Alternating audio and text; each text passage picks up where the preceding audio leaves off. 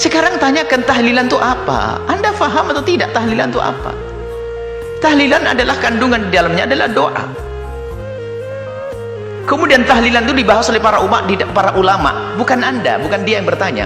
Makanya orang yang mempertanyakan tentang tahlilan itu menunjukkan, mohon maaf, ketidakmengertian dia tentang ilmunya para ulama. Tahlilan itu ada judulnya khusus di dalam bab fikih, bukan tahlilan. Tahlilan itu kelihatannya spesial negeri kita ini. Tahlilan, karena ada la ilaha illallah namanya tahlilan. Sebenarnya tahlilan itu sudah masuk dalam, makanya aneh sekali kalau orang itu mengatakan begitu. Ulama dari masa ke masa membahas masalah ihda'ut thawabi, menghadiahkan pahala kepada orang yang meninggal itu. Kadang disebut tahlilan, kadang ihda'ut thawab. Berarti dia tidak ngerti masalah ihda'ut thawab. Suruh bahas, cari judul ihda'ut thawab, menghadiahkan pahala. Bahkan orang yang sangat diagungkan oleh orang yang anti tahlil, imam mereka memperkenankan dengan terang-terangan, memperkenankan. Berarti dia seolah-olah lebih hebat dari gurunya itu. Dia orang, mohon maaf, dia perlu diobati, dia sakit. Jadi pembahasannya tahlilan bukan begitu, menghadiahkan pahala. Lah ini ada ndak?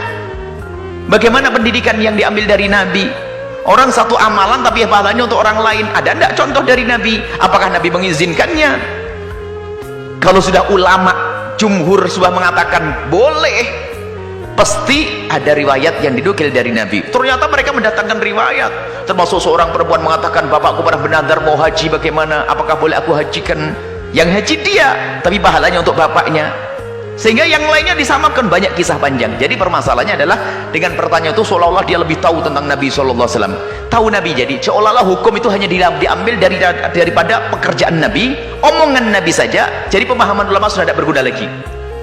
Pemahaman ulama itu luas. Bagaimana ulama memahami teks satu hadis. Kalau satu permasalahan akan didatangkan semua riwayat-riwayat hadis yang ada sangkut pautnya dengan permasalahan itu, dikumpulin dulu, dikumpulin dari Quran, dikumpulin hadis Nabi, dikumpulin, barulah disimpulkan. Makanya kalau orang tiba-tiba mengambil satu hadis langsung dipakai, ini bisa perang terus dengan saudaranya, kayak ketemu tadi hadis itu, manjar izarahu ma'asfala al-ka'baini fahuwa finnar, yang di bawah setelah mata kaki di neraka. Baca itu toh langsung neraka. Loh, Abu Bakar di neraka dong, bajunya turun di bawah mata kaki, loh kan? Nggak sadar karena ada riwayat yang lainnya. Jadi yang diperkenankan itu bukan harus sesuatu yang memang pernah dilakukan Nabi, tapi Nabi secara umum mengizinkan. Coba kalau di dalam tahlilan itu apa sih di dalamnya? Di dalamnya adalah bagaimana biasakanlah kamu itu untuk bisa memberikan sedekah. Sedekah itu pasti diterima. Kemudian berdoa, kemudian kamu pertemukan saudara agar tidak terjadi berantem, berkumpul silaturahim di situ.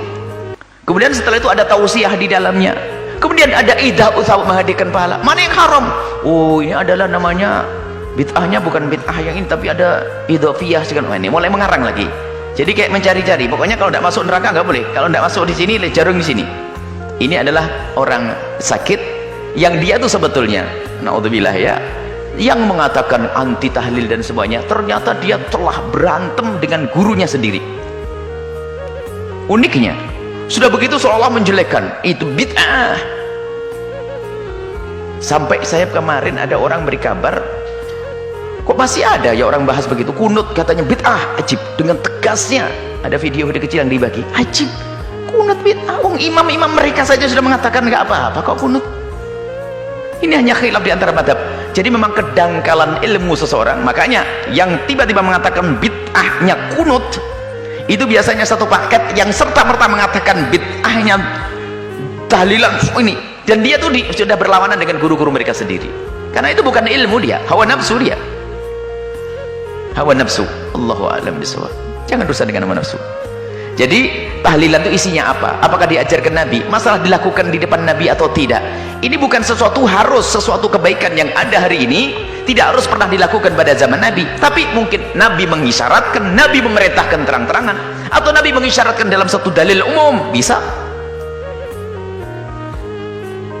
Kalau Nabi mengatakan, hendaknya kalau kamu mendapatkan nikmat syukuran. Lah kok syukuran haji jadi bid'ah itu gimana? Oh, nikmat kan orang bisa haji, bid'ah. Karena Nabi tidak mengajarkan syukuran haji, walah habis semuanya. Tentunya pindah rumah syukuran, bid'ah.